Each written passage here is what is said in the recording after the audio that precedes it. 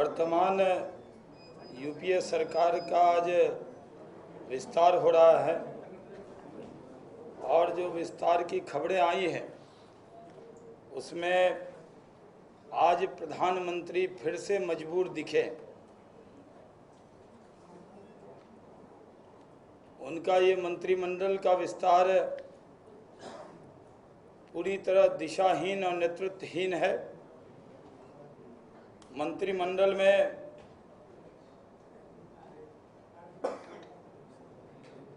जो फेरबदल हुआ है उसमें भ्रष्टाचार से लड़ने की जो कमिटमेंट दिखनी चाहिए वो एकदम नहीं है। एक बार पहले प्रधानमंत्री ये कह चुके हैं कि वो गठबंधन के आगे मजबूर हैं। आज वो कांग्रेस अध्यक्षा के सामने मजबूर दिखे। इस फेरबदल में ये स्पष्ट हो गया है कि ये सरकार भ्रष्टाचार से लड़ने की कोशिश नहीं कर रही बल्कि भ्रष्टाचार को संरक्षण देने की कोशिश कर रही है। भ्रष्टाचार के मुद्दे को ढकने में ये लगी हुई है ये सरकार। आज प्रधानमंत्री मनमोहन सिंह से देश को बहुत उम्मीद थी। आज देश को ये अपेक्षा थी कि वो मंत्रिमंडल में जो भ्रष्ट लोग हैं उनको दरकिनार करेंगे, बाहर का रास्ता दिखाएंगे। लेकिन उन्होंने मंत्रिमंडल में जिन पर शक की सुई थी भ्रष्टाचार की उसको बरकरार रखा है। 2G स्पेक्ट्रम में बराबर के भागीदार पी चिदम्बरम जो 1,76,000 करोड़ का स्कैम हुआ, जिसके अंदर चिदम्बरम बराबर के भागीदार हैं, उनको उन्होंने मंत्री बनाए रखा है। कपिल सिब्बल जो एक निजी कंपनी को फायदा जिन्होंने पहुंचाया, उनका भी मंत्रिमंडल बरकरार रखा है और उनको मंत्री बरकरार रखा है। उसी तरह आदर्श सोसाइटी घोटाले में जिन 2 मंत्रियों पर शक की सुई थी उनको भी उन्होंने मंत्री के तौर पर बरकरार रखा है। भारतीय जनता पार्टी इस फेरबदल को देश की उम्मीदों पर खड़ा उतरता हुआ नहीं मानती। आज प्रधानमंत्री का जो ये मंत्रिमंडल है वो दागदार मंत्रिमंडल है। उसमें से जिन पर दाग लगे हुए हैं, जिन पर शक की सुई है, उससे उन्होंने मुक्ति नहीं पाई।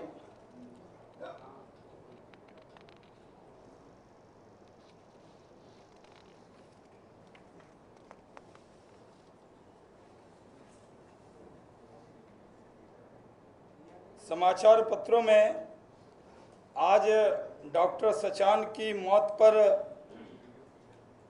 उनके मौत पर जो जांच कमेटी थी उसकी रिपोर्ट आई है, जिसमें ये इशारा किया गया है कि डॉक्टर सचान ने आत्महत्या नहीं की बल्कि उनकी हत्या हुई है।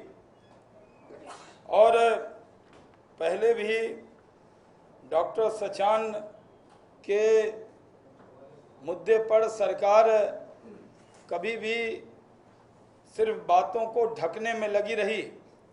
इसी स्कैम में, जो दवा खरीद का स्कैम है, उसमें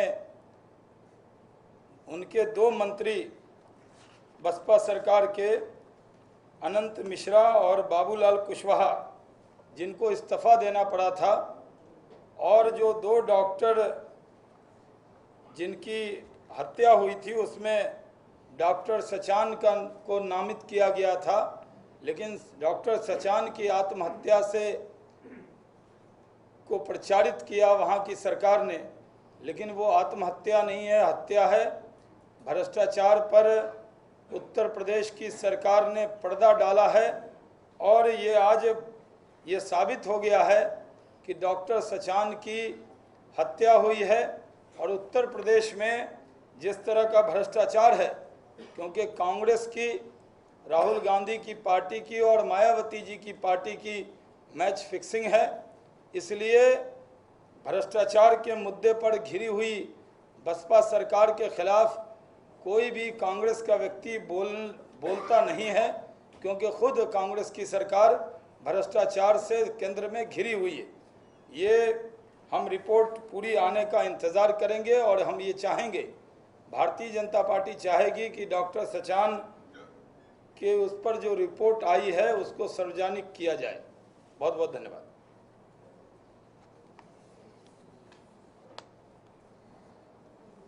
रेलवे पोर्टफोलियो जो तृणमूल के खाते में रहा, इस पर कुछ आप बोलना चाहेंगे?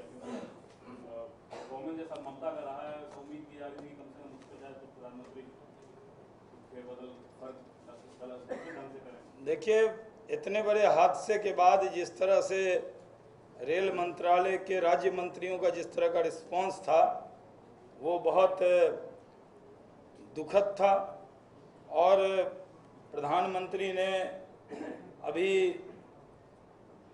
तृणमूल के खाते में ही वो मंत्रालय, ऐसे जहाँ तक प्रधानमंत्री जी का सवाल है, वो चाहते भी तब भी रेल मंत्रालय वो अपने पास भी नहीं रख सकते थे। हम उनकी गठबंधन की मजबूरी को जानते हैं। वो अभी तक तो जब प्रधानमंत्री उस विभाग के मंत्री थे और वो विभाग बसपा के पास, वो तृणमूल के पास है, और प्रधानमंत्री के चाहने के बावजूद भी वो मंत्रालय किसी और को नहीं दे सकते, क्योंकि वो कौन रेल मंत्री होगा ये मनमोहन सिंह जी तय नहीं करते, ये उनके गठबंधन के सहयोगी तय करते। Shanwaz ji, you think the Supreme Court is colluding with the government when it threw out the petition against Kapil Sibal, rejected it and said that there is no substance in it? नहीं, उन्होंने नहीं, वो उन्होंने I want your comment on the Supreme Court. 2G में जब petition डाला था कि उससे क्लब किया जाए तब रिजेक्ट हुआ है, लेकिन कपिल सिब्बल का मामला अभी ख़त्म नहीं हुआ है, और हम ये मानते हैं कि कपिल सिब्बल को किसी ने ये अधिकार नहीं दिया था कि वो 50 करोड़ को 5 करोड़ कर दें।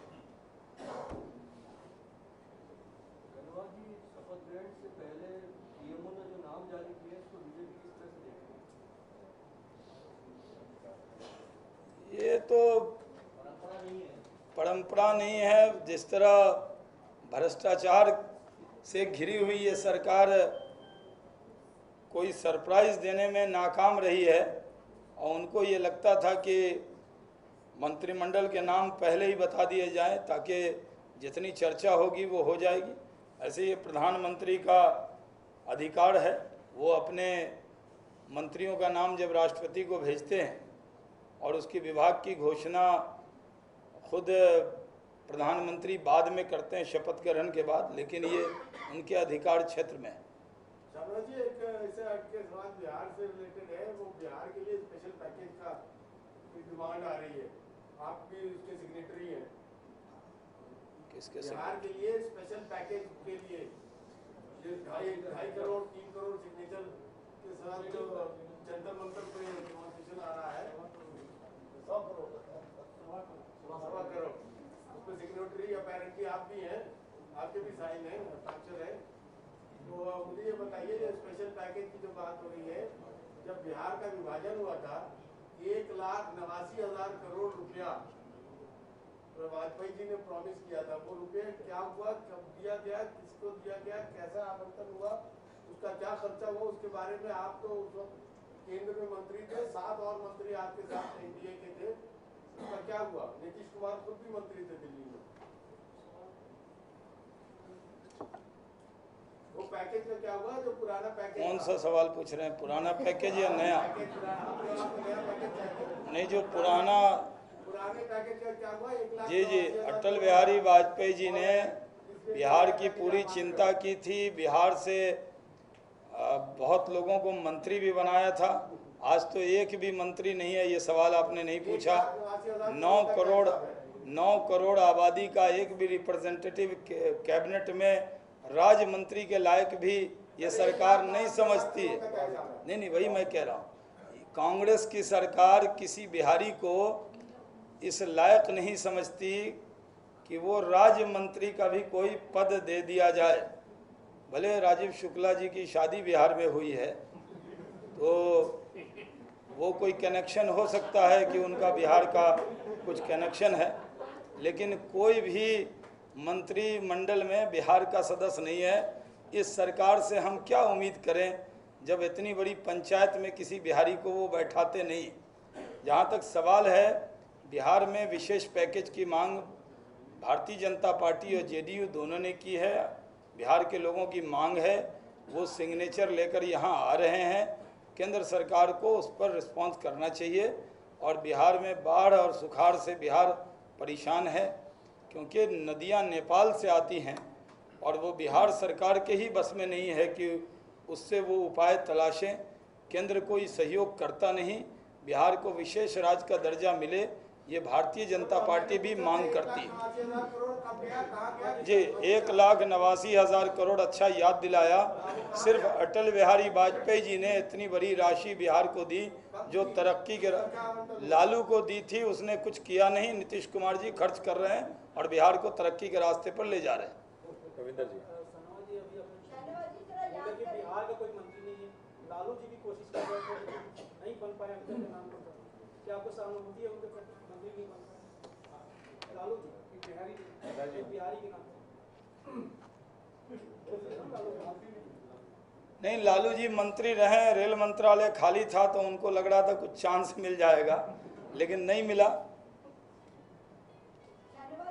आपको याद होगा जब नीतीश कुमार को रेलवे से हटा दिया गया था तो फिर ममता बनर्जी ने हटकर कि या तो मैं रेलवे दूंगी या कुछ नहीं। तो वाजपेयी जी ने क्या आपने खुद इच्छा से ये किया था? नीतीश कुमार को निकाल दिया गया था रेल मंत्रालय, ममता को अकोमोडेट करने। नहीं, ये गठबंधन की राजनीति में अटल बिहारी वाजपेयी जी का कोई जवाब नहीं है। वो खुद ही तय करते थे। बिना दबाव के काम करने वाले व्यक्ति का नाम ही अटल बिहारी वाजपेयी है। एकदम नहीं आई थी। नहीं, मैं खुद उस मंत्रिमंडल में था और इसलिए मैं पूरी जिम्मेदारी से कह सकता हूँ। मुझे तो याद नहीं कि इस तरह का कोई स्टेटमेंट आया था। हाँ, दे दीजिएगा हमको। बहुत बहुत धन्यवाद।